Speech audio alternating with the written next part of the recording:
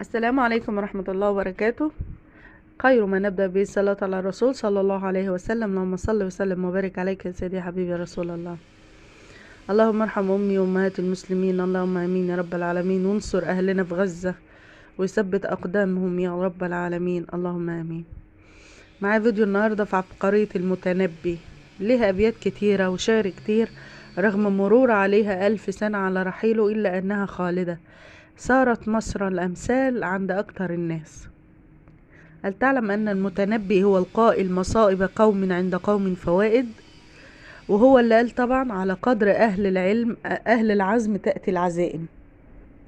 وهو القائل ما كل ما يتمناه المرء يدركه، تجري الرياح بما لا تشتهي السفن. هو قال طبعا لا يسلم الشرف الرفيع، لا يسلم الشرف الرفيع من الأذى حتى يراق على جوانبه الدم. وقال أيضا إذا أنت أكرمت الكريم ملكته، وإذا أنت أكرمت اللئيم تمرده. وقال طبعا وخير جليس في الزمان كتاب. وأيضا ذو العقل يشقى في النعيم بعقله، وأخو الجهالة في الشقاوة ينعمه. وقال طبعا فلا مجد في الدنيا لمن قل ماله، ولا مال في الدنيا لمن قل مجده. ومن العداوة ما ينالك نفعه، ومن الصداقة ما يضر يؤلمه. إذا أتتك مذمتي من ناقص، فهي الشهادة لي بأن فاضل. إذا لم يكن من الموت بد، فمن العجز أن تكون جبانة.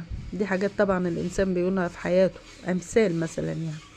إذا غامرت في شرف مروم، فلا تقنع بما دون النجوم، فطعم الموت في أمر حقير كطعم الموت في أمر عظيم.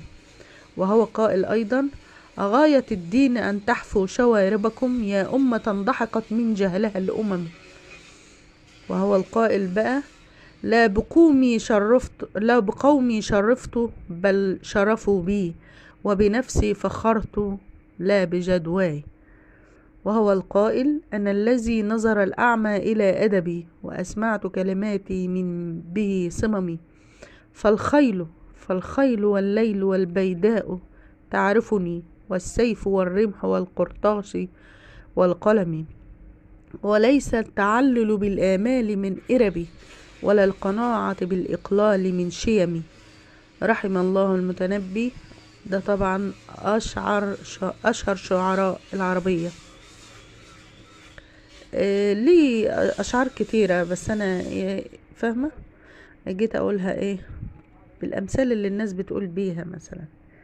أتمنى لو أنت أول مرة تشوف القناة بتاعتي تدعموني باللايك والشير والاشتراك عشان يوصلكم كل جديد. والسلام عليكم ورحمة الله وبركاته.